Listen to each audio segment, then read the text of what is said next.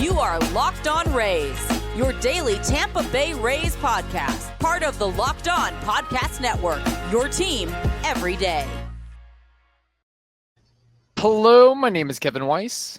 I'm Ulysses. Nah, it's Evan Closky. It's your boy. No Ulysses this time around. He is traveling overseas. We should have him back in the fold next week. In the meantime, though, we are the host of the Locked On Rays podcast, part of the Locked On Podcast Network. Thank you for making us your very first listen every day. Be sure to check out and subscribe to our YouTube channel at Locked On Rays. You can also find us on all the traditional platforms at Locked On Rays. Wow, Evan, that escalated quickly over the last couple days. Wander Franco. Well, it's been escalating. It's just we haven't known about anything that's going on. Not encouraging news. Obviously we're still trying to figure out what exactly is going on, but for the first time in this 4 months long investigation, it seems like we're starting to now get piecemeals of what the Dominican Republic prosecutor's office and everyone associated with it, the ministry, what their case is against Wander Franco. And, for those who, haven't really been keeping tabs of the past 48 hours, 72 hours, let me just roll through everything we know as quickly as possible. So let's start with last week. Wander was asked to come into the prosecutor's office in Puerto Plata on Thursday and did not show up. So on Monday, he ends up showing up with his new lawyers. The old lawyers said, look, we were fired, so we couldn't actually, deliver the message. Mm-hmm. And then on Monday, Wander shows up with his new representation. He's questioned for about 3 hours, to which at that point they take him into custody. Now, originally he was taken into custody for not showing up to the summons. Not a criminal charge, not anything like that. It solely had to go with not responding to the summons from the week prior. Mm-hmm. Over time, though, we also learned the mother of the minor, as part of this case, was also held in custody as well, which was a bit confusing. Didn't really understand why both of them were in there. Kind of learned a little bit more. Now, all these reports, whether it's Hector Gomez, an MLB insider from the DR, Deportes Scene in the DR, some ESPN reports, that's kind of everything I'm citing right now. Mm-hmm. And I want to put the disclaimer out there that these are all reports. Everything is alleged. There have been as of Thursday night, no criminal charges have been pressed. As of listening to this, I'm sure Wander Franco is going to show up in court on Friday in front of a judge, and we're going to see if this case is heard, if Wander Franco is going to have to stay in the DR for the entirety of the process, because the prosecutor's office does not want him to flee and leave the island. And we're going to start to learn more information from all these reports. Allegedly, Wander Franco was in a relationship with a 14-year-old, a now 15-year-old, and was sending money to the minor's mother for silence on it. So again, reports indicate that the minor pretty much says that the mom does this, that the mom tries to essentially profit off of me for her own gain. And, but all this involves kind of like money laundering and, on the mom's behalf, it sounds like sexual trafficking. It's just So, and again, I want to kind of say that the laws in the DR are different than the ones in America. So I think me specifically, I'm still kind of learning what the charges are, how they, what that means in the DR versus what it means for us here in the US. But I think bare bones here, we kind of understand the severity of this issue. And all of that information, all those reports are part of, the prosecution's case against Wander Franco, which is a lot of pages, a lot of evidence. Again, I mean, 4 months worth, hundreds and hundreds of pages. Allegedly, Wander paying, around, it was like, I think the conversion was like $8,000 to $9,000 per check sending to this mom. Maybe there was a car, so on and so forth. The defense is now going to have to say their case. Right. And we don't know what Wander Franco is going to say and his representatives as to what happened here. Right. So that's going to be the volleying serve. Everything that we've been told right now is from the prosecutor's office, building the case, going to trial. Now, I don't know what happens in a DR. In America, this is going to trial. Whether, then we figure it out from there, sort of deal. Right. But, we're going to kind of learn some more once Wander gets in front of a judge Friday at 8 a.m. So beyond that, I do want to say, while things look very bleak, if you had to put me on a spot, I would say Wander Franco would never play another game for the Tampa Bay Rays again. I just do want to say, as far as me being a reporter, viewing the story, I've really held off on giving my opinions on the matter because there's going to be a time and a place for that. Right now, we are in the middle of the legal process. We just got our first nibble of information. So I know a lot of people want to speculate and try to figure out what this means. And I think everyone can deduce what probably this means. But until we have all the facts, until Wander can state his case and due process can be given, at that point, then we can kind of say definitively, this is how it's looking. But from the parcels of information, at the very least, sending that money, I'm assuming there is a paper trail. So that's going to, and since that exists, that is still going to require some sort of legal issues, suspensions, so on and so forth. So certainly, I don't foresee any route where Wander Franco gets out of this without some more suspension time.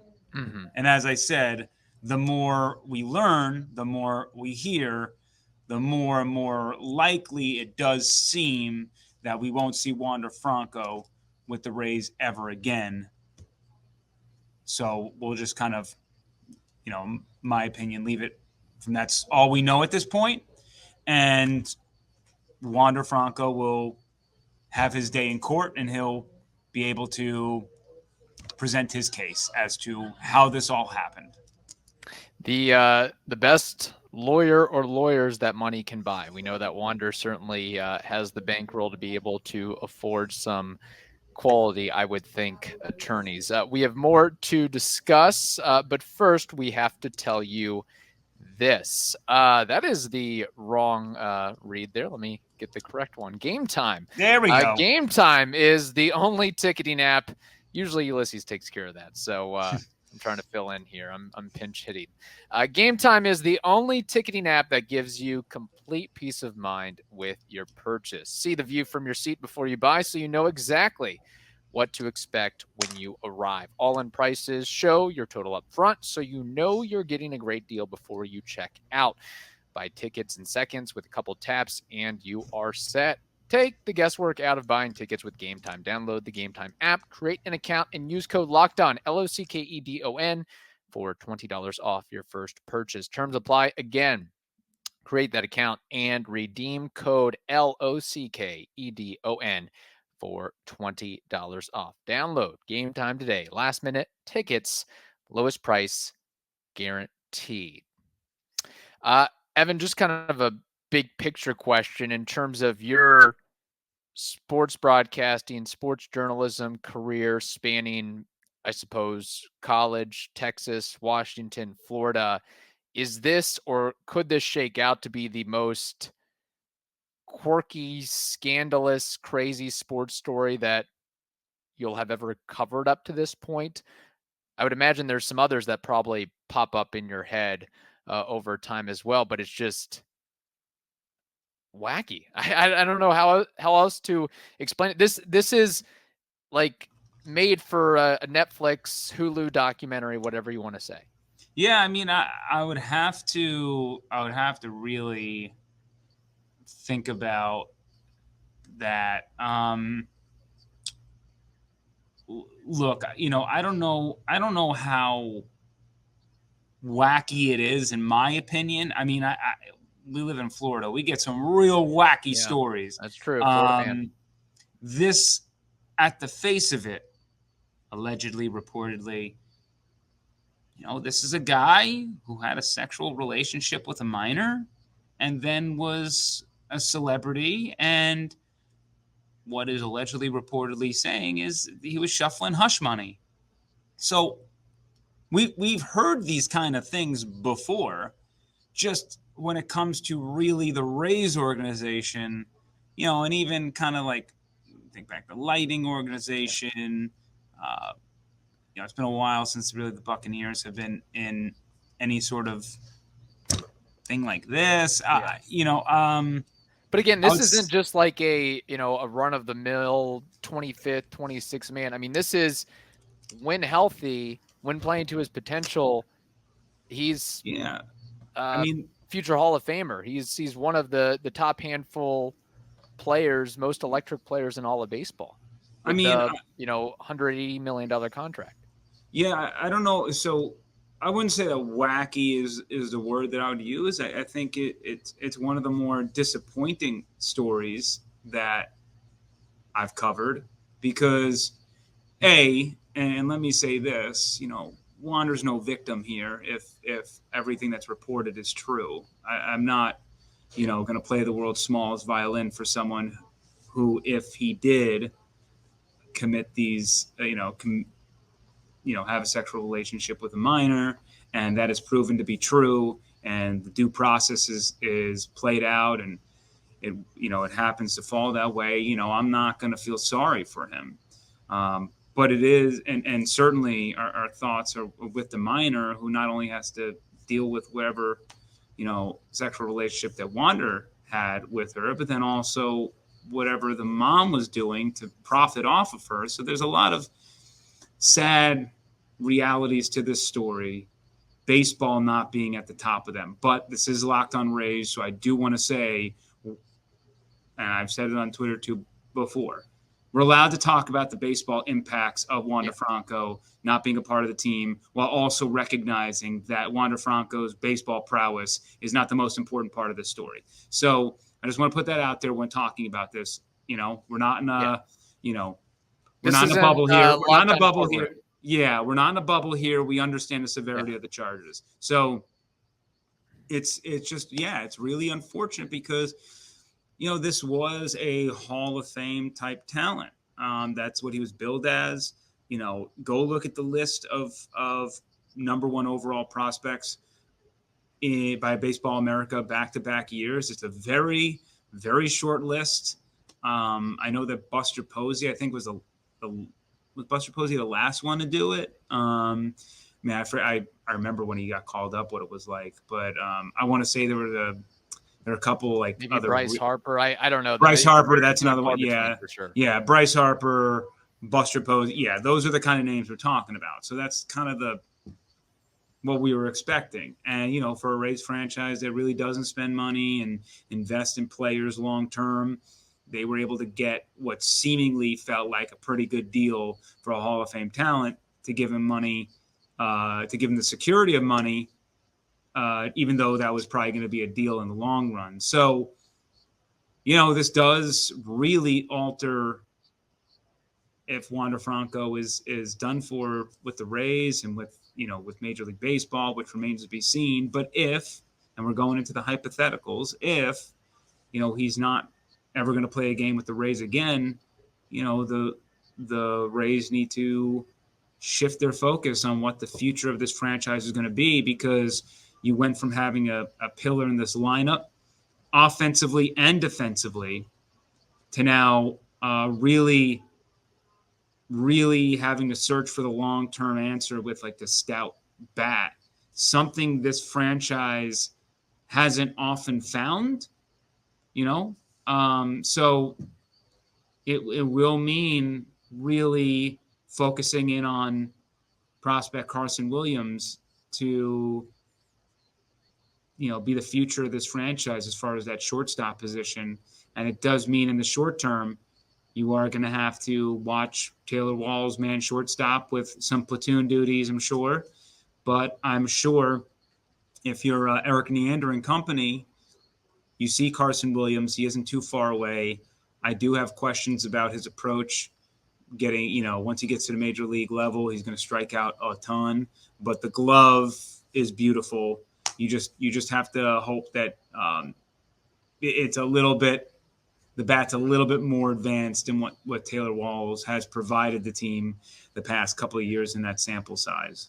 So you view theoretically Carson Williams as the Rays shortstop of the future over Osleives Basabe and over Junior Caminero, assuming Caminero's kind of slides over to third base. So yeah, I've kind of said this before. I think there's a reality in which Caminero might be able to pinch hit as a shortstop this season, since he's so young in his career. As I said last year, Ulysses hates me saying it, I don't view him as a viable shortstop even right now. I think there's he's huge. He's a big dude. Yeah. B, I don't think he really can handle the shortstop position at the major league level. So much so, there's a reason why I think they kicked him over to the corner, going up through development. So, I mean, it's not like he's been like bobbing and weaving throughout the infield. No, they put him at third. So, it might mean that you have to kind of navigate what you want to do with Curtis Mead if you want to try to make him a long-term answer at second base. Right. Yandy ain't getting any younger, so eventually one of these players is going to move over to first. But my assumption is Caminero is a long-term answer at third base, and he will be a corner infielder long-term. But this year, because, again, you are dealing with a lot of youth, you might be able to get away with 10 games of Caminero at shortstop if you really need it, and just, hope it doesn't bite you in the tush. So,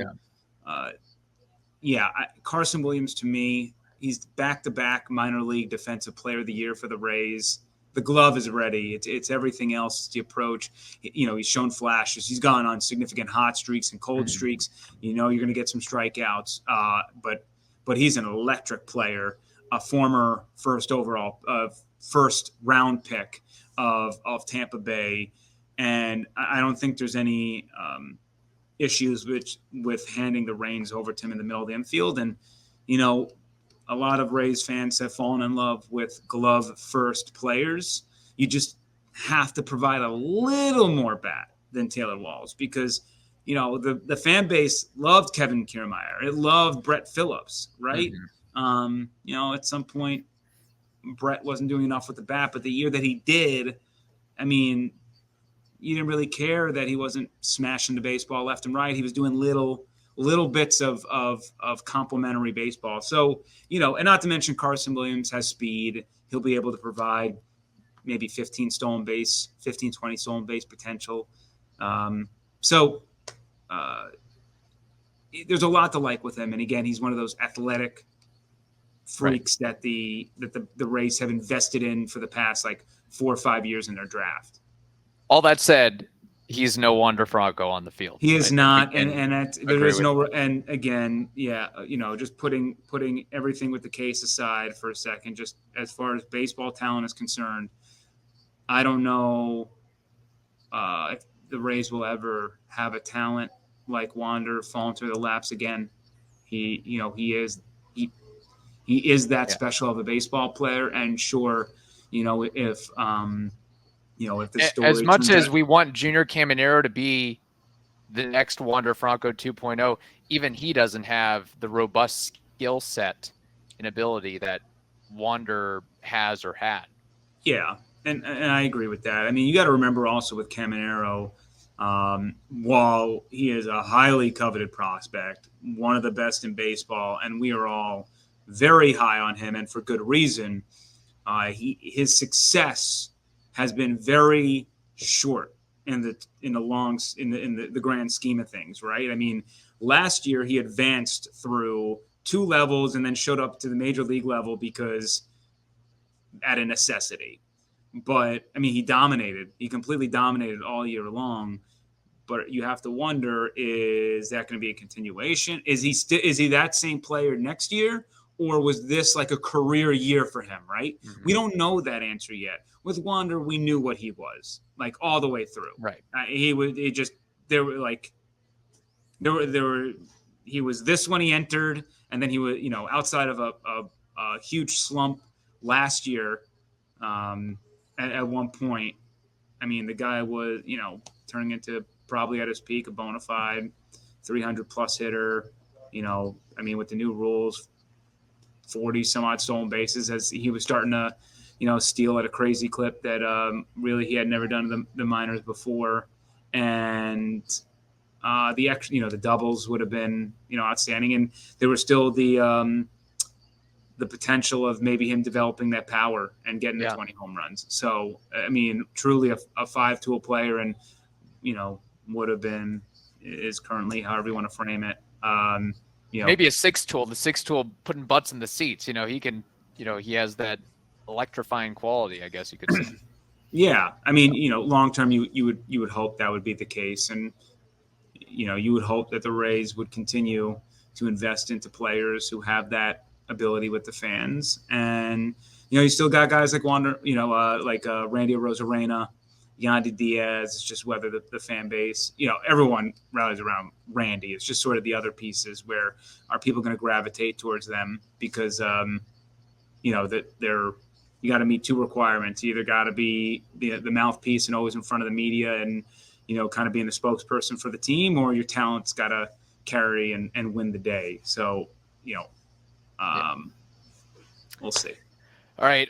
We have more to discuss, but first we have to tell you this. The NFL regular season is wrapping up, but there is still time to get in on the action with FanDuel. They are America's #1 sportsbook. Right now, new customers get $150 in bonus bets guaranteed when you place a $5 bet. That's $150 in bonus bets, win or lose. Did you know the FanDuel app is super easy to use, and there are many different ways to bet, like live same-game parlays, find bets in the new Explore tab, and make a parlay in what they have called the Parlay Hub, the best way to find popular parlays, and so much more. So go ahead and visit FanDuel.com/LockedOn, LOCKEDON, to make your first bet a layup. FanDuel.com/LockedOn, LOCKEDON, to make your first bet. FanDuel, they are an official partner of the NFL.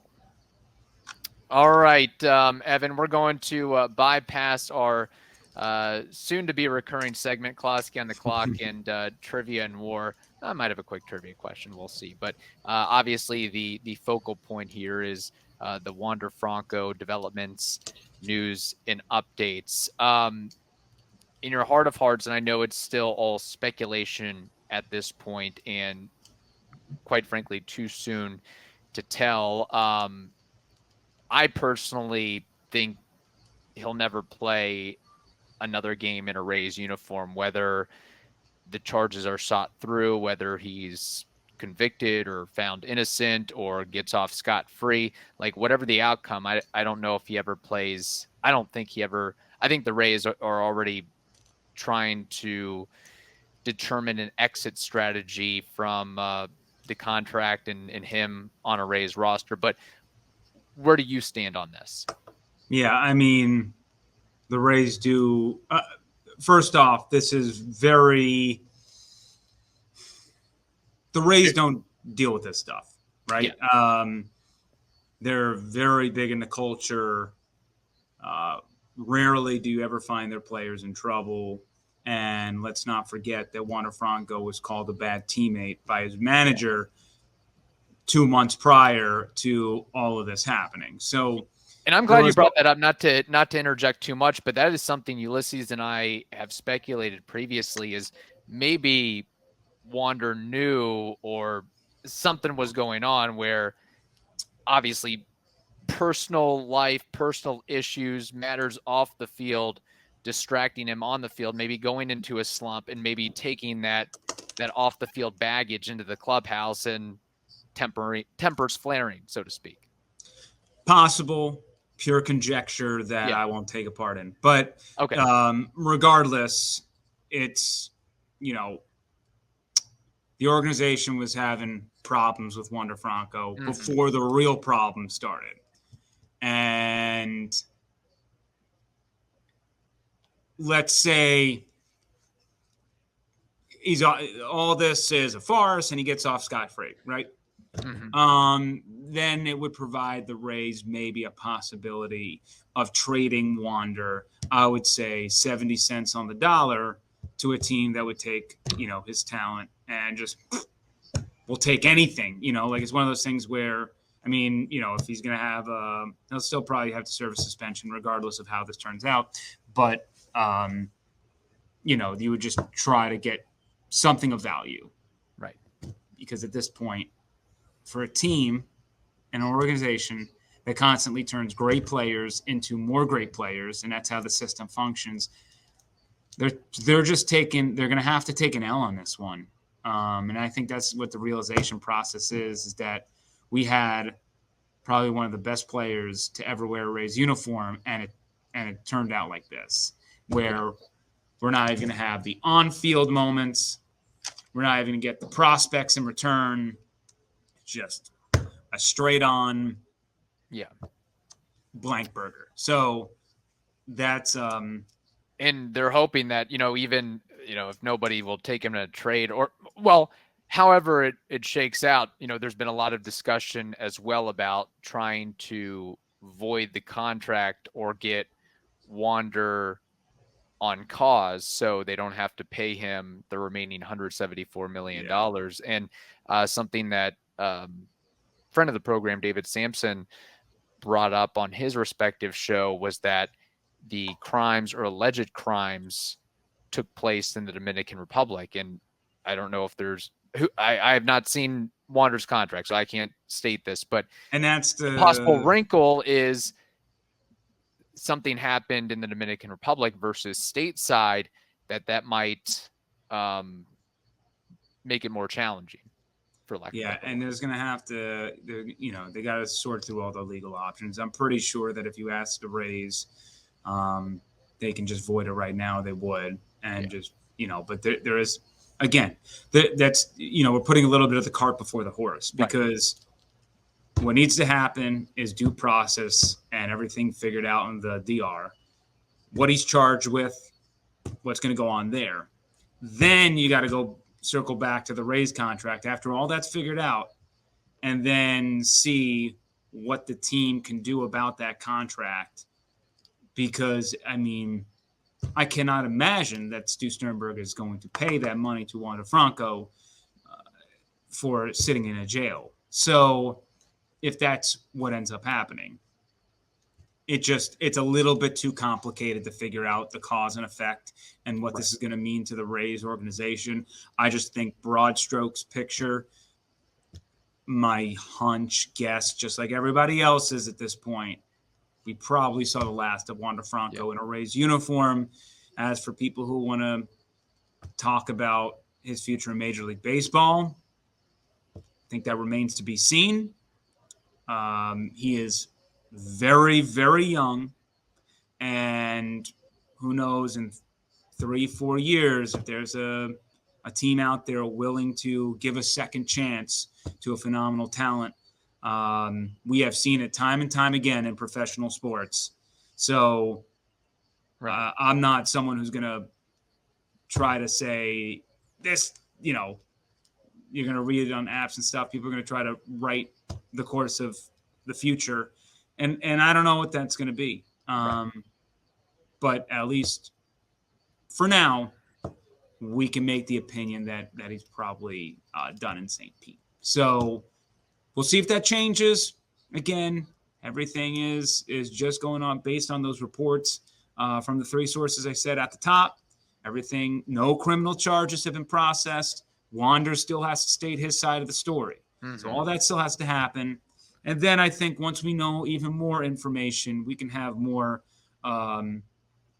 discussion around really firm details, how this team and organization is going to move forward with this. Because, right now we're just trying to make sense of it all, because for the first time in 4 months, we have a nibble of detail, and it's been nothing since, in between that, which has created a lot of confusion, a lot of people giving best case scenario, worst case scenario, and it's all just a bunch of hypotheticals, and we're still in the hypothetical world. Terrible timing too, because I'm trying to, get geared up for playoff football and college football playoff, and then you have this news hit the fan as well. Really, I think ultimately the Rays, Eric Deander, front office, ownership, everybody, and I think this is kind of their mindset. Correct me if I'm wrong, Evan, but they're kind of structuring the team and the roster and basically preparing as if Wander Franco won't be available for 2024 and beyond. That you can't have an expectation of maybe we get him back in May, or you've got to figure out who's going to be that shortstop game 1 through game 162 in spring training and playoffs in 2020. And as I've stated on this podcast before, that was always going to be the case, right? And I said, let's say, before we had any nibble details, this is all nothing, and he comes back and he's ready to, serve some sort of suspension, and he comes back in the middle of the season. Figuring out a spot for Wander Franco in the lineup and in the field, easy to do. Very easy to do. It's much harder to figure out the other side of the coin. So you have to proceed with him out of the picture. And if he comes back in the picture, awesome. Right. You're hitting third and you're playing shortstop. We'll figure out everything else. It's just like, that's not the. Although PR would hate their jobs, that's for sure. Their communications team. Well, I would say this. In this scenario, it's a long time before you're plastering Wander Franco's face anywhere. And that's difficult. That's a difficult part, because the Rays, they don't want to be associated with this stuff.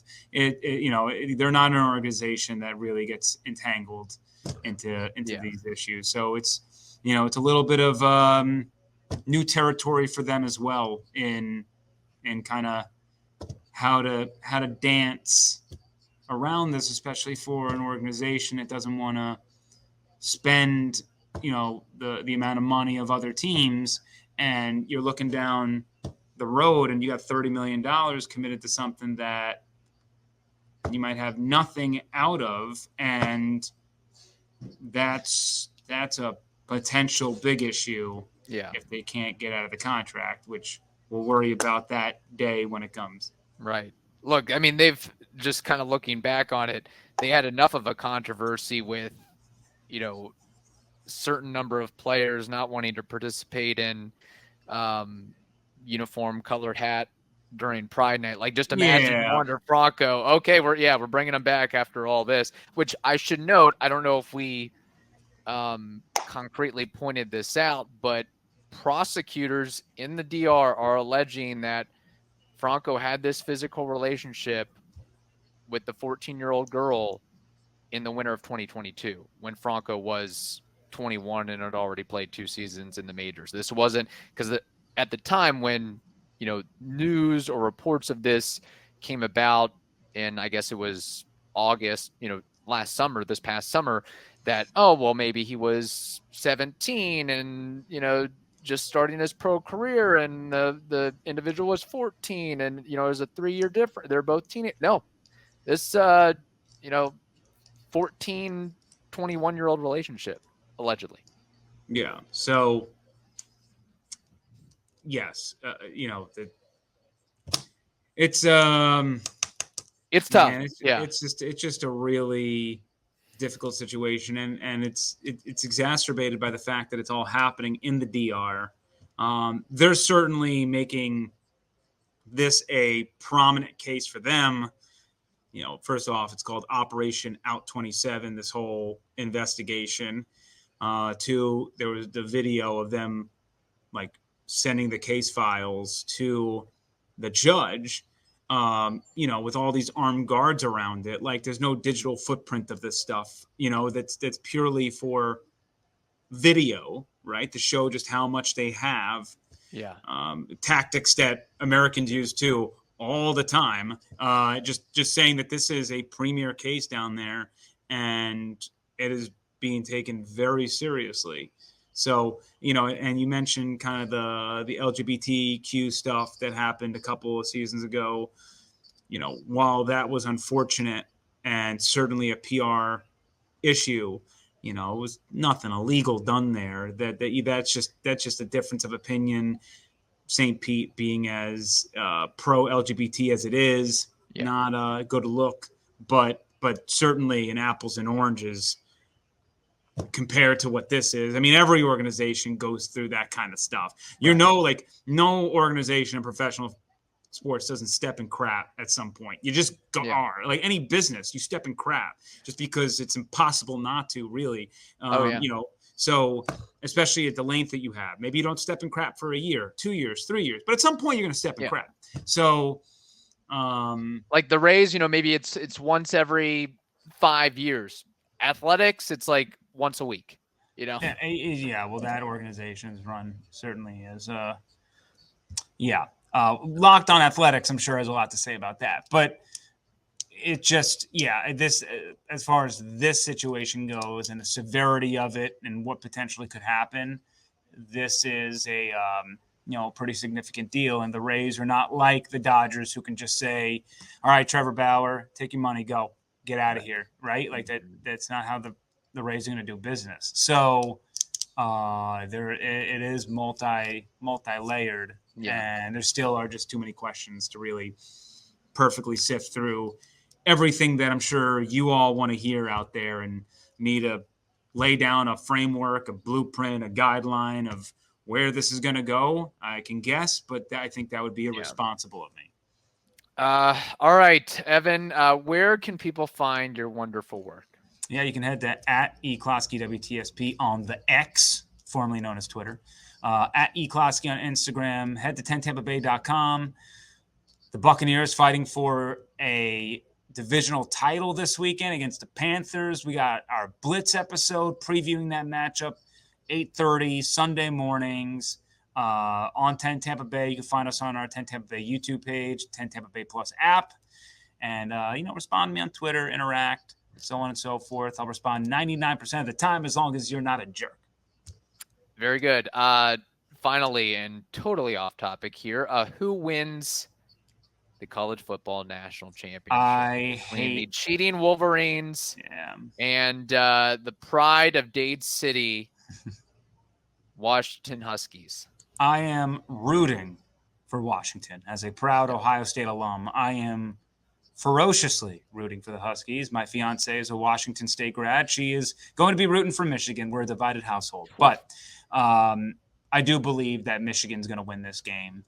And they're very quickly, Washington likes to work fast, score a lot of points.